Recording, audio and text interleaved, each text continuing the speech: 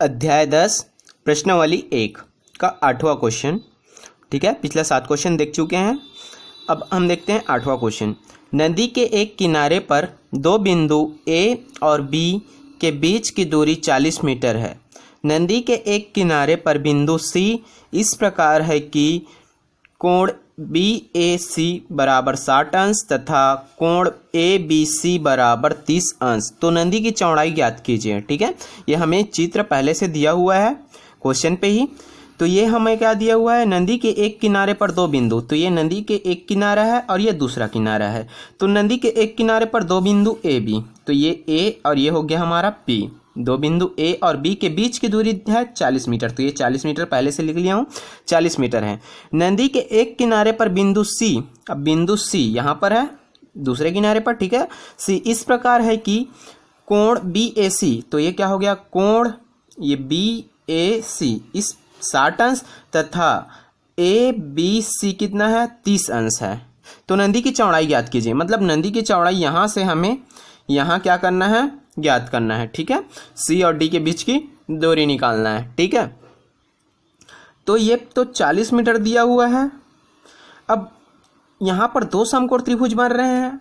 ठीक है, कैसे कैसे बन रहे हैं दो समकोण त्रिभुज, देखो एक समकोण त्रिभुज ये बनेगा, ये ए मान लीजिए यहाँ पर कुछ पॉइंट ले लेता हूँ, डी ले लेता हूँ। ठीक है, तो ये ए डी सी बनेगा एक तो समकोण त्रिभुज। ठीक है ना, जैसे ऐसे पलट दूंगा तो ये समकोण त्रिभुज है ना, ये 90 अंश होगा, तो होगा ना ये 90। ठीक है, और दूसरा समकोण त्रिभुज कौन सा बन रहा है, बी सी डी बन रहा है। ये बी सी डी, ये बी सी डी बन रहा है ना, बी सी डी बन रहा है दूसरा समकोण त्रिभुज। तो दो समकोण त्रिभुज बन रहा है, तो हमें दो वैल्यू पता रहना चाहिए। एक तो कोण दिया है दोनों में, इस समकोण त्रिभुज में 60 है, इस समकोण त्रिभुज में 30 है। तो एक और पता चल जाए तो क्या हो जाएगा, हमारा क्वेश्चन सॉल्व हो जाएगा। ठीक है, तो मान लिया जाए मैं ए और डी को क्या ले रहा हूँ, एक्स ले रहा हूँ।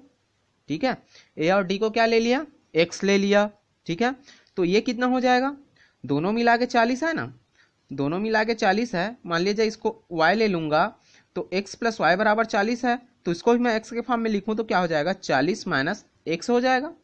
ठीक है, मान लिया जाए मैं d और b की वैल्यू को क्या ले लिया, y ले लिया, तो y प्लस एक्स बराबर क्या हो जाएगा, 40 हो जाएगा। और y का मान निकालूं तो 40 माइनस एक्स, इसलिए मैं खाली इसको x के फॉर्म पे लिख दिया। ठीक है, क्योंकि दो अननोन वैल्यू नहीं रख सकता, सॉल्व करने में क्या हो जाएगा, कठिनाई जाएगा, इसलिए मैं क्या लिख दिया, इसको x और इसको क्या लिख दिया 40 माइनस एक्स। कैसे, इसको y ना मान के क्या लिख लिया, x को इधर पक्षांतर कर दिया तो 40 माइनस एक्स। ठीक है, इतना तक समझ में आ गया। अब हम देखते हैं कैसे सॉल्व करते हैं। ठीक है, क्या क्या दिया हुआ है पहले ये लिखते हैं। ए बी बराबर दिया हुआ है, ए बी बराबर ये 40 मीटर दिया हुआ है। ठीक है, और कोण ए भी दिया हुआ है। कोण बी ए सी को ना, ये बीच वाले को ही कोण ए बोलते हैं। ठीक है, कोण बी बोल सकते हो या कोण बी ए सी, जो बीच में रहता है ना उसी का कोण दिया रहता है 60। तो कोण ए बराबर ये 60 अंश और कोण बी बराबर क्या दिया हुआ है, एक कोण बी बराबर दिया हुआ है हमारा ये 30 अंश। ठीक है, कोण ए बराबर 60 अंश और कोण बी बराबर कितना दिया हुआ है 30 अंश। ठीक है, अब मैं ए डी को दूरी को क्या लिया हूं, माना ए डी बराबर क्या है, x मीटर है। ठीक है, और बी डी या डी भी बोल सकता हूं। ठीक है, 40 माइनस ये x है ना। ठीक है, 40 माइनस एक्स मीटर है। कैसे, y ने ला कि उसको क्या ले लिया, 40 माइनस एक्स ले लिया। ठीक है, 40 माइनस एक्स ये मीटर में है ये भी। ठीक है, 40 माइनस एक्स मीटर है। और माना इसकी दूरी को क्या ले रहा हूँ, इसका चौड़ाई, नदी की चौड़ाई पूछा है ना, नदी की चौड़ाई क्या है, माना नदी की चौड़ाई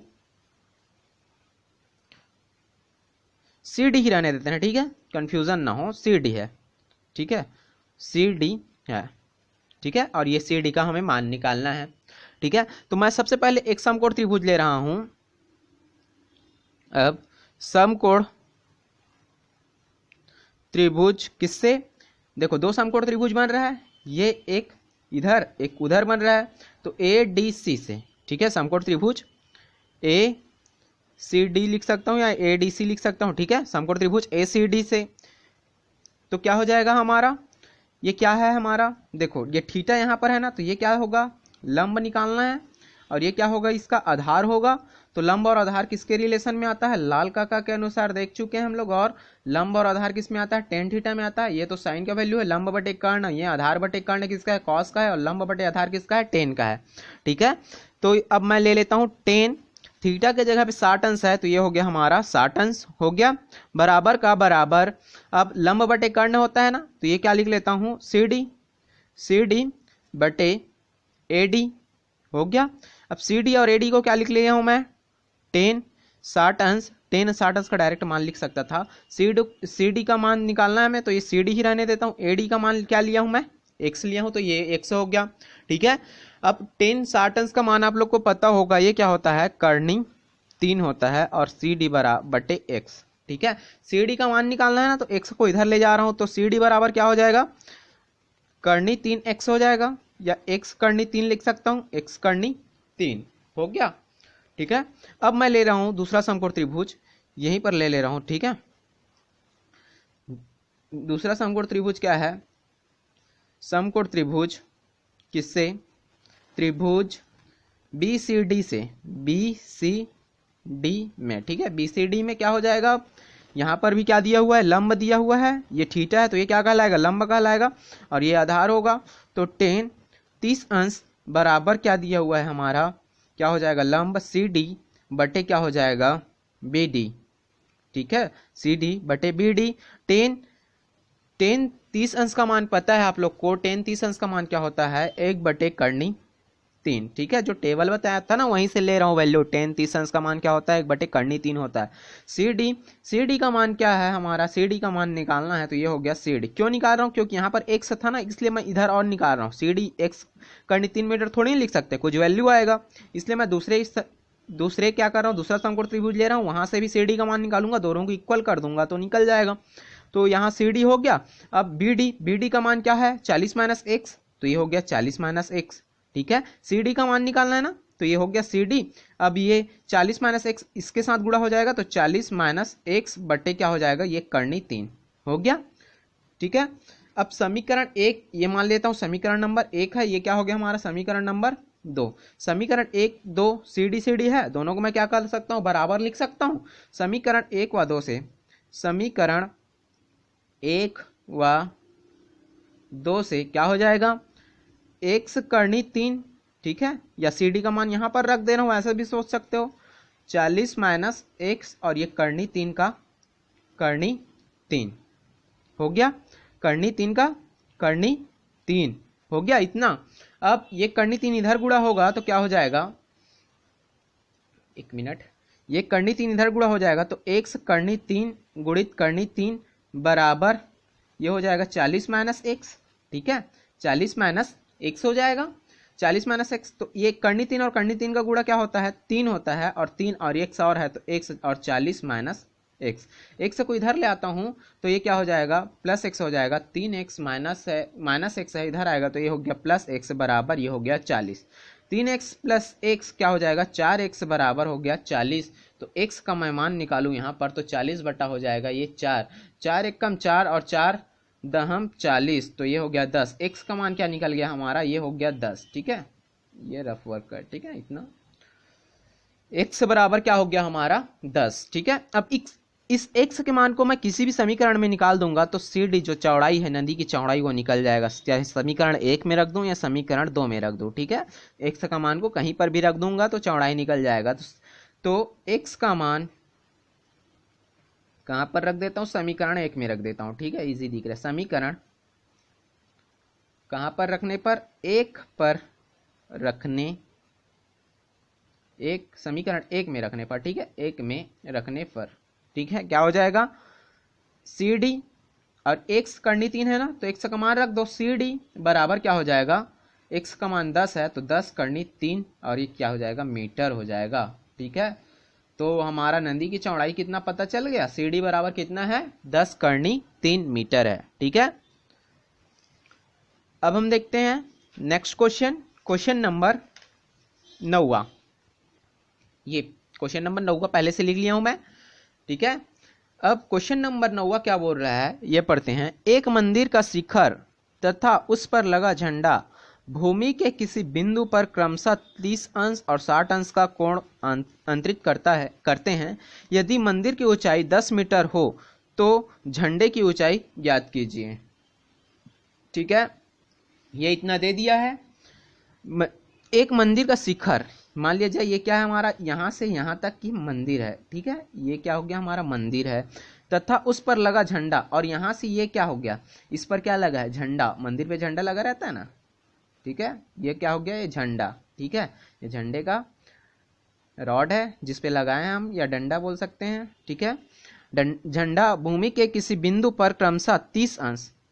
अब मंदिर का शिखर कितना, 30 अंश, तो यहाँ से ये 30 अंश, और झंडा भूमि के किसी बिंदु से 60 अंश, तो ये 30 अंश बुक में दिया है। तो यहाँ से यहाँ, जहाँ झंडा का जो ऊपर भाग है, ये यहाँ से यहाँ मैं बोलूँ तो कितना हो जाएगा, 30 और 30 क्या हो जाएगा, 60। उसी को बोला है 60 अंश कोण अंतरित करते हैं। ठीक है, यदि मंदिर की ऊंचाई 10 मीटर, ये मंदिर की ऊंचाई ए और बी के बीच की दूरी दे दिया है, कितना है, 10 मीटर है। ठीक है, ये ए और बी के बीच मंदिर की ऊंचाई दे दिया है 10 मीटर, ये मंदिर की ऊंचाई है ना। ठीक है, मंदिर की ऊंचाई 20 ही है, तो ऊंचाई 10 मीटर हो तो झंडे की ऊंचाई ज्ञात कीजिए। तो ये झंडा का ऊंचाई ज्ञात करना है। तो मान लिया जाए झंडे की ऊंचाई क्या है, h मीटर है। ठीक है, अब झंडे की ऊंचाई क्या ले लिया हूं मैं, h मीटर ले लिया हूं। तो अब ये कैसे सॉल्व हो जाएगा। ठीक है, क्या क्या दिया हुआ है पहले ये लिख लेते हैं।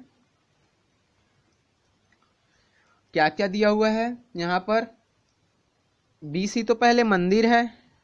ठीक है, माना BC क्या है हमारा, मंदिर, और AB क्या है, और AB क्या है हमारा, झंडा है। AB क्या है हमारा, झंडा है। ठीक है, अब कोण एक दिया है BCPB दिया हुआ है, या कोण CPB। ठीक है, कोण CPB, दो समकोण त्रिभुज बनेगा। कैसे, एक समकोण त्रिभुज ये बनेगा, ये वाला, और एक समकोण त्रिभुज ये बनेगा। ठीक है, तो यहां से हम क्या निकाल लेंगे, एक 30 और 10 दिया है तो आधार निकाल लेंगे। फिर दूसरा समकोण त्रिभुज में ये बड़ा वाला बनेगा, तो ये आधार पता है और ये 60 पता है, तो h निकल जाएगा वहां से। ठीक है, तो CPB बराबर दिया हुआ है 30 अंश, और दिया हुआ है कोण किसके बराबर, APC बराबर कितना है, APC बराबर है हमारा 60 अंश। ठीक है, 60 अंश है। ठीक है, और हम झंडे की ऊंचाई क्या है, माना झंडा की ऊंचाई क्या है, h है। माना झंडा की ऊंचाई क्या लिए हैं, माना झंडा की ऊंचाई क्या है, h मीटर है। ठीक है, h मीटर है। अब मैं दो समकोण त्रिभुज दिख रहा है, एक समकोण त्रिभुज क्या है, BCP है, और एक समकोण त्रिभुज क्या है, ACP है। ठीक है, तो यहाँ पर एक 10 दिया हुआ है, लंब दिया हुआ है, और ये 30 अंश दिया हुआ है। तो आधार निकाल सकते हैं, क्या निकाल सकते हैं, किससे, समकोण त्रिभुज ले रहा हूं मैं पहले, सबसे पहले समकोण त्रिभुज। ठीक है, सब में ऐसे ही कर रहे हैं, बस त्रिभुज दिया है, दो वैल्यू दिया रहता है, एक कोण दिया रहता है, एक वैल्यू दिया रहता है। तो आधार निकालना है तो आधार निकाल लो, और आधार दिया है तो लंब निकाल लो, फिर दूसरा समकोण त्रिभुज ले लो, बस यही तो करना है। ठीक है, यदि आप इस क्वेश्चन को सॉल्व कर करके देखोगे तो आपसे बहुत इजी तरीके से बन जाएगा। ठीक है, कोण किससे, त्रिभुज किससे ले रहा हूं, BCP, ये BCP। ठीक है, समकोण त्रिभुज BCP में क्या हो जाएगा, 10 30 बराबर क्या हो जाएगा, लंब बटा आधार होता है, 10 का लंब और आधार निकालना है, इसलिए मैं इस फॉर्मूला को लिख रहा हूं। ठीक है, लंब बटे आधार, तो लंब कितना है हमारा, BC लिख ले रहा हूं एक बार और समझने के लिए, और CP लिख ले रहा हूं। ठीक है, BC 10 30 का मान फिर से ये हो गया 10 30, और BC का मान कितना है, 10 है, और CP का मान निकाल लेते हैं हम लोग, कितना है, आधार। 10 30 अंश का मान पता होगा आप लोग को, कितना होता है, ये होता है 1/3 बराबर 10/CP का CP हो गया। CP इधर जाएगा तो ये हो गया CP, 3 का गुणा इसके साथ कर दूंगा तो 10/3 हो गया इतना। तो ये पता चल गया अब हमें 10/3 मीटर है। ठीक है, ये बिंदु की दूरी क्या है, मंदिर से बिंदु की दूरी कितना है, 10/3 मीटर है। ठीक है, अब ये आधार पता चल गया, तो ये तो लंब दिया है, मान लिया जाए मैं यहाँ से यहाँ की ऊंचाई मानूं, पूरे ये यहाँ से पूरे यहाँ की ऊंचाई मानूं ये। ठीक है, ये क्या है, मंदिर के आधार से पूरे झंडे के शिखर तक की ऊंचाई मानो तो क्या हो जाएगा, ये तो h माना हूं और मंदिर की ऊंचाई क्या है 10 है, तो h प्लस 10 हो जाएगा ना। ठीक है, ये क्या हो जाएगा h प्लस 10 हो जाएगा। ठीक है, h प्लस 10 हो जाएगा। तो अब मैं दूसरा समकोण त्रिभुज ले रहा हूं। अब समकोण त्रिभुज किससे, यहीं पर ले रहा हूं। ठीक है, समकोण त्रिभुज किससे, ACP से, ACP में। ठीक है, ACP में। तो ये फिर से दिया हुआ है, ये 60 अंश दिया हुआ है और इसका सामने वाला क्या है h प्लस 10 लिए हैं। क्यों इसको झंडे की ऊंचाई h लिया हूं और मंदिर की ऊंचाई 10 है, तो दोनों को लेना पड़ेगा ना। पूरा लंबे में इतना आएगा, ना, इसलिए मैं क्या ले लिया हूं, h प्लस 10 ले लिया हूं। तो ये हो गया 10 60 अंश बराबर क्या हो जाएगा, AC होगा ना, AC। ठीक है, इसलिए AB प्लस BC होगा, तो h प्लस 10 हो गया। ठीक है, तो AC हो गया और CP, ये हो गया CP। तो 10 60 अंश का मान आप लोग को पता होगा, 10 60 अंश का मान कितना होता है, 10 60 अंश का मान होता है कर्णी 3, तो ये कर्णी 3 हो गया। AC का मान मैं यहाँ पर लिखा हूँ h प्लस 10, तो h प्लस 10 हो गया। और CP का मान कितना है, CP का मान है 10 कर्णी 3, तो ये हो गया 10 कर्णी 3। इसका गुणा इधर करेंगे तो क्या हो जाएगा, ये कर्णी 3 गुणी 10 कर्णी 3।